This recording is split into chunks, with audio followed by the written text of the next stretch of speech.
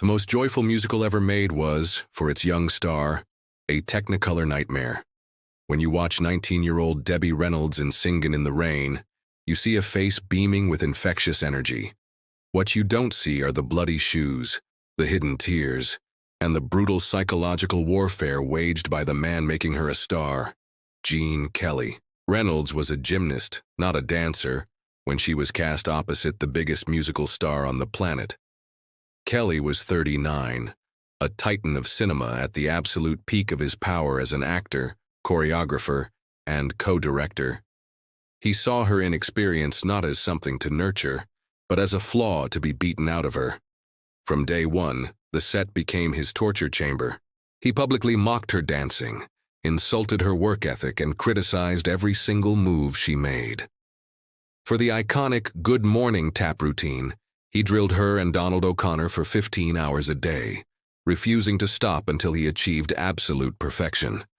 By the end of the final take, Reynolds's feet were bleeding directly into her shoes. A doctor ordered her to 2 days of bed rest, but Kelly's voice offered not a single word of sympathy or encouragement. The relentless pressure finally broke her. One afternoon, after another barrage of insults from Kelly, Reynolds ran off set to find a place to hide and cry. She crawled under a piano on an empty soundstage, wanting to disappear completely. It was there that another Hollywood legend found her, Fred Astaire. Astaire, Kelly's biggest on-screen rival, represented a totally different kind of genius. Hearing what was happening, he calmly invited her to watch him rehearse.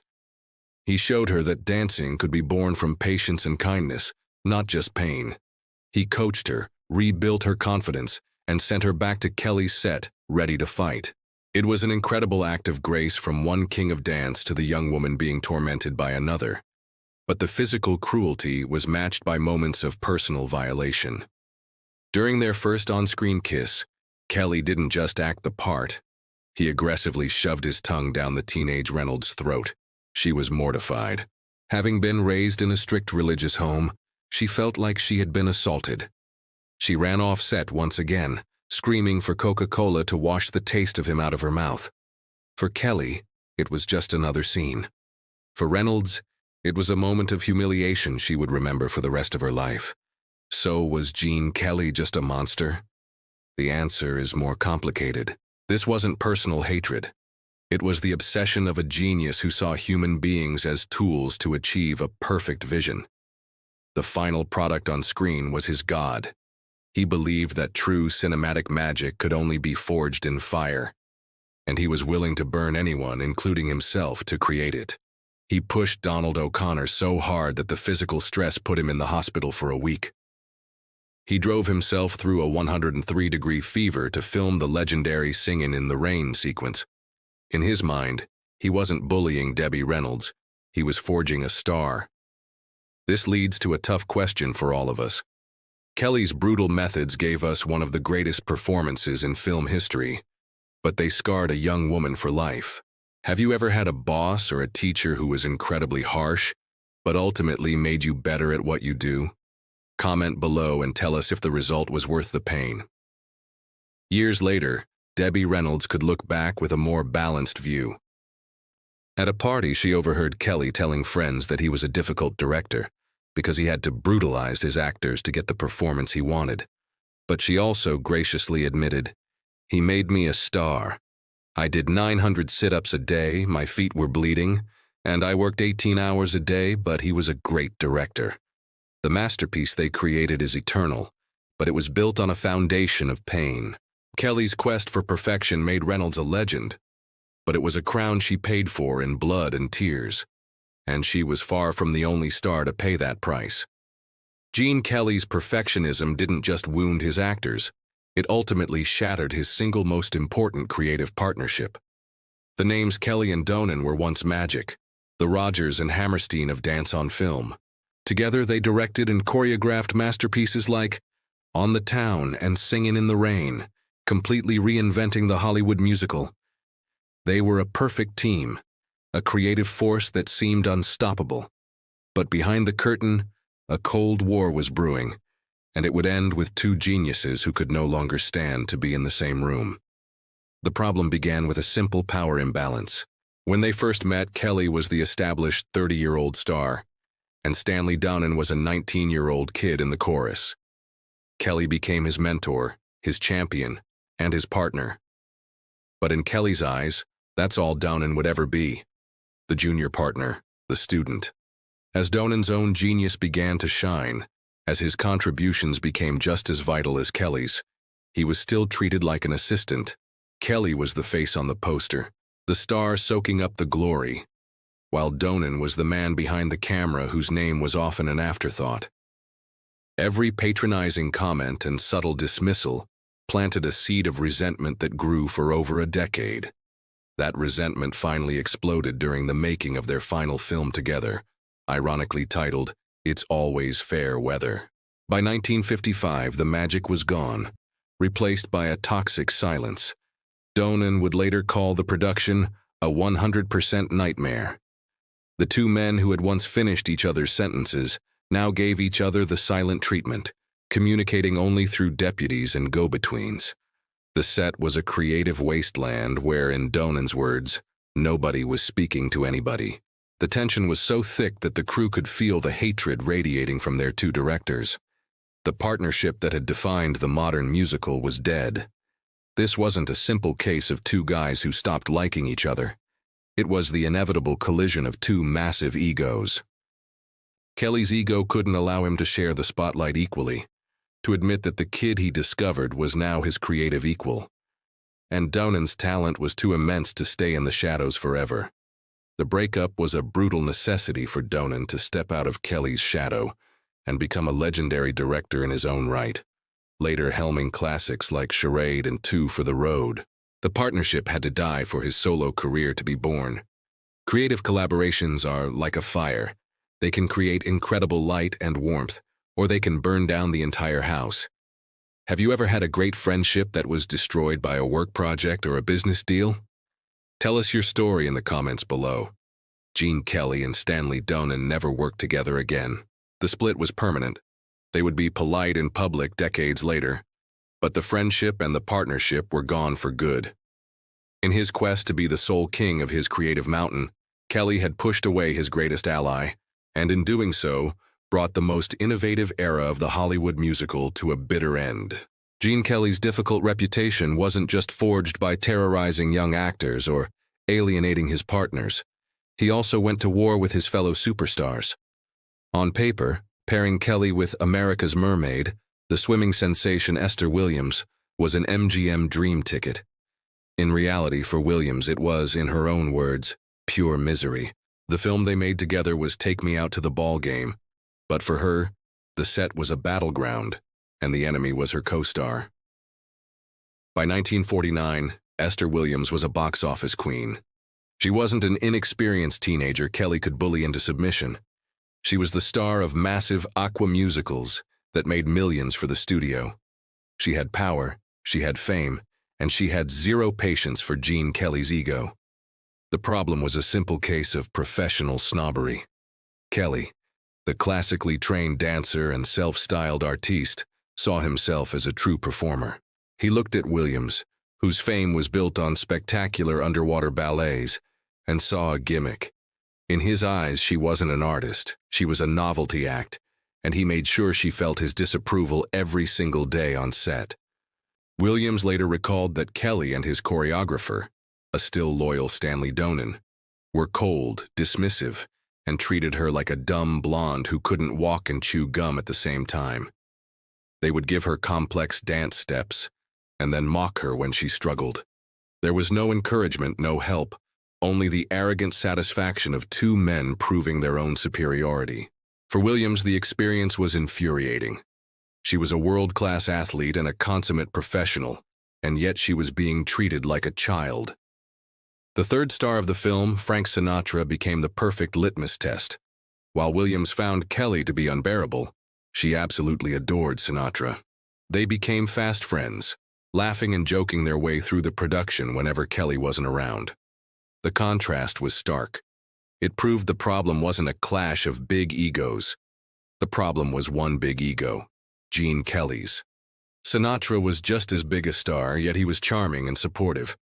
Kelly was consumed by a sense of artistic superiority that made him cruel. Professional jealousy and snobbery can make any workplace toxic.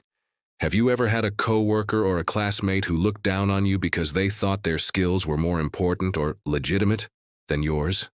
Let us know how you dealt with it in the comments.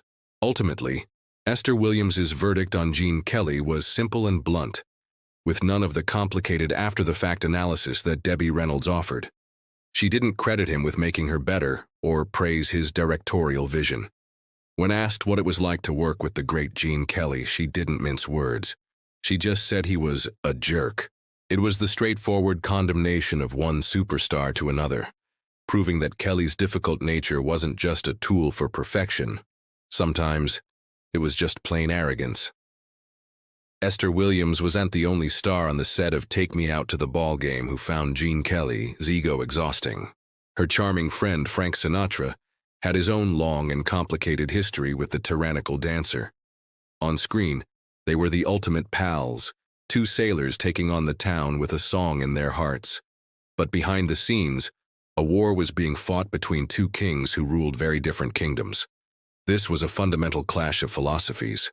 Gene Kelly was the king of dance, a blue-collar perfectionist who believed art was forged in sweat, pain, and endless repetition.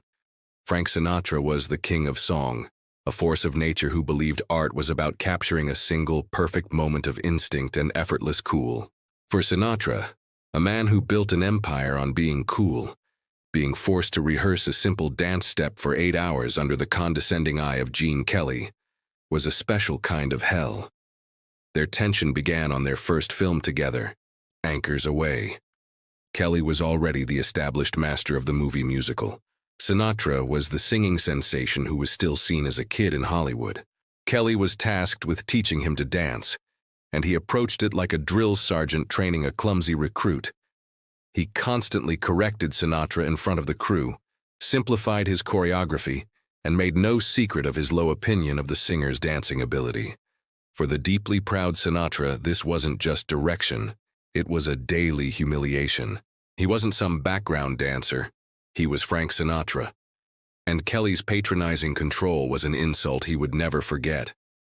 Their work styles were like oil and water. In the recording studio, Sinatra was famous for his one-take magic, believing the first performance held the rawest emotion. For him, repetition killed the soul of a performance. For Kelly, repetition was the soul of the performance. He would demand dozens of takes, grinding his co-stars down until they achieved his impossible standard of mechanical perfection. This wasn't just a disagreement. It was a deep, irreconcilable conflict between two artists who simply did not understand each other's process. Sinatra would later describe the experience of working with Kelly as simply rough. This was the ultimate clash of work styles. The meticulous perfectionist who plans and rehearses every detail versus the natural talent who thrives on instinct and improvisation. Which one are you in your own life? At work, at school, are you Team Kelly, believing in endless practice? Or are you Team Sinatra, trusting your gut to get it right the first time? Tell us in the comments. To be fair, there was a grudging respect between them. Kelly was smart enough to know that Sinatra's magnetic charisma and golden voice brought a star power to their films that he couldn't replicate. And Sinatra knew that to be a credible musical star, he needed Kelly's demanding choreography to make him look good. Their on-screen partnership wasn't a friendship. It was a strategic alliance, a cold war between two alphas who needed each other to succeed. They created timeless magic on screen, but that magic was born from a friction that was too intense to last. The king of dance and the king of song were simply too powerful to share the same kingdom for long. This pattern of clashing with Hollywood's biggest stars wasn't something Gene Kelly developed over time. It was there from his very first day on a movie set. And with it, he managed to alienate the one person who gave him his start, the undisputed queen of MGM, Judy Garland. In fact, Gene Kelly owed his entire movie career to her. She was the heart of Hollywood, who plucked him from Broadway obscurity and personally handed him a golden ticket. His response was to treat her with such cold arrogance that she would come to regret ever fighting for him. In 1942, Judy Garland was on top of the world. Fresh off the massive success of The Wizard of Oz, she could have any leading man she wanted for her new film, For Me and My Gal. After seeing a charismatic, tough guy dancer named Gene Kelly in a Broadway show, she was mesmerized. She relentlessly lobbied studio head Louis B. Mayer to cast the complete unknown. Mayer hated the idea, but Garland's star power was so immense that she got her way. She literally handed Gene Kelly his career. One would expect him to arrive on set with a sense of gratitude, or at least humility. He arrived with neither. Instead, Kelly walked onto the MGM lot with a massive chip on his shoulder. He was a serious artist from the New York stage, and he viewed the Hollywood musical machine with disdain. On a set that was Garland's home, a place usually filled with the laughter and camaraderie she cultivated with co-stars like Mickey Rooney, Kelly was a block of ice. Biographers note that Garland found him to be cold, arrogant, and completely lacking in the warmth that defined her working relationships. He wasn't there to make friends. He was there to work, to prove his superiority, and every interaction was filtered through the lens of his intense, intimidating ambition. This is the origin story of the Gene Kelly problem. His difficult nature wasn't a monster created by fame and power. He brought the monster with him. He wasn't just a perfectionist about the work. He was a perfectionist about his own image as a serious, brooding artist. And he believed that being warm or friendly would somehow dilute his genius. For Garland, who had put her own reputation on the line for him, this professional chill was a deep personal slight. The charismatic man she saw on stage was, in person, an unapproachable jerk. Judy Garland championed Gene Kelly when no one else would, but he alienated her almost immediately with his attitude. Have you ever tried to help someone new at a job or school, only to be completely put off by their arrogance? Tell us about your experience in the comments. The Queen of MGM's opinion carried enormous weight. Her quiet disapproval of Kelly's cold personality colored how he was seen at the studio for years. He was the brilliant newcomer, but he was also the man who had snubbed Judy Garland. It was the ultimate irony. The woman who opened the door to Hollywood for Gene Kelly was the very first person he shut out with his personality. His career was just beginning, but the pattern of burning bridges was already set in stone. Gene Kelly's reputation as a cold and arrogant taskmaster was now firmly set in stone at MGM. But what was it truly like to be in the eye of the hurricane with him, to be his dance partner during his most ambitious and iconic numbers? For that answer, we must turn to the one woman who could not only keep up with him, but at times surpass him, the legendary Cyd Charisse. She was the woman in the green dress, a hypnotic vision of sensual perfection in the Broadway melody ballet, the climactic sequence of Singin' in the Rain. On screen, their chemistry is electric, a fusion of passion and flawless technique that has never been equaled. But for Cyd Charisse, the masterpiece you see was the result of a grueling process ruled by a man she found tough and demanding to the point of cruelty. She was not an inexperienced teenager like Debbie Reynolds. Charisse was a world-class, classically trained ballerina. Kelly couldn't dismiss her as a novice. He had finally met his technical equal, and he responded by pushing her harder than anyone before. The Cool Broadway Melody Ballet took a full month of brutal rehearsals and another 2 weeks of punishingly long days to film. One of the male dancers involved suffered a broken leg during the shoot. Kelly's perfectionism was at its absolute peak, and Charisse was his primary instrument. Every single movement had to be flawless, every line perfect, every step executed with a precision that bordered on inhuman. While she deeply respected the artist and the incredible final product they created, she never forgot the psychological and physical toll of his methods. But what makes Cyd Charisse's testimony so powerful is that she is the ultimate authority in the greatest debate in dance history, Kelly versus Astaire. She danced with both gods of the Hollywood musical, and her verdict was absolute and unwavering. For her, Fred Astaire was a dream partner. He was charming, kind, and encouraging, and his process was about making his partners feel confident and beautiful. He made the work feel like play. Gene Kelly, she said, was the opposite. He was a brilliant choreographer, but a demanding taskmaster who made his partners feel like soldiers executing his commands. Astaire made you feel like a princess. Kelly made you feel like you were going to war. It's the ultimate workplace debate, embodied by two legends. The demanding genius who pushes you to greatness through intimidation versus the kind mentor who lifts you up with encouragement. Which method do you respond to better? Are you on Team Kelly, thriving under pressure, or Team Astaire, excelling with support? Let us know your style in the comments. The electrifying chemistry you see between Kelly and Charisse on screen is a testament to their immense professionalism, a performance of passion born from discipline, not from a joyful partnership. She was the one dancer who could meet his impossible standards, but the experience confirmed his reputation. With the final verdict delivered by his most talented partner, the case against Gene Kelly's brutal methods seems closed. But that's only half the story. To truly understand the man, you have to look at the people and the things he couldn't stand. The stories from legends like Judy Garland and Frank Sinatra are just the tip of the iceberg.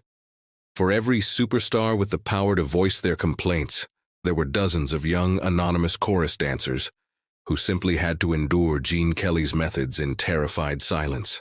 The pattern of intimidation and cruelty wasn't just reserved for his co-stars. It was the atmosphere he cultivated for everyone under his direction.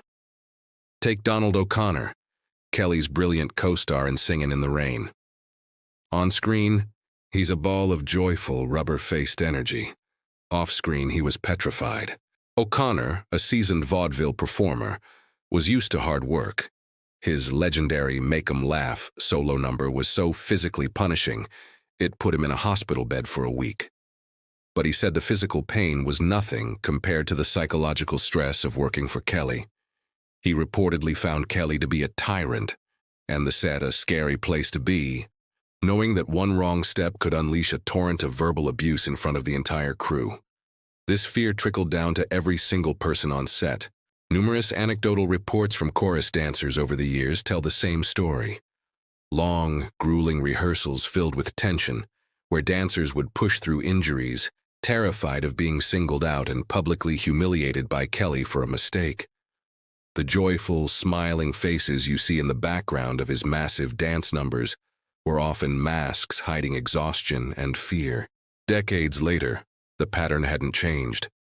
In a surprising revelation from her one-woman show, Carrie Fisher recalled rehearsing for a TV special with an aging Gene Kelly. Even as a young, established star herself, she wasn't immune to his methods. He drilled her relentlessly, pushing her so hard that just like Debbie Reynolds 25 years earlier, her feet began to bleed. It was a stark confirmation that Kelly's brutal perfectionism never softened with age. We've heard from superstars, co-directors, and chorus dancers, and the story remains consistent. This raises a fundamental question. Can a person's genius and the timeless art they create ever truly justify the pain and misery they cause to others? Is the masterpiece worth the suffering? Let us know what you think in the comments. The evidence of his tyrannical methods is overwhelming, but this is not a simple story of a one-dimensional villain.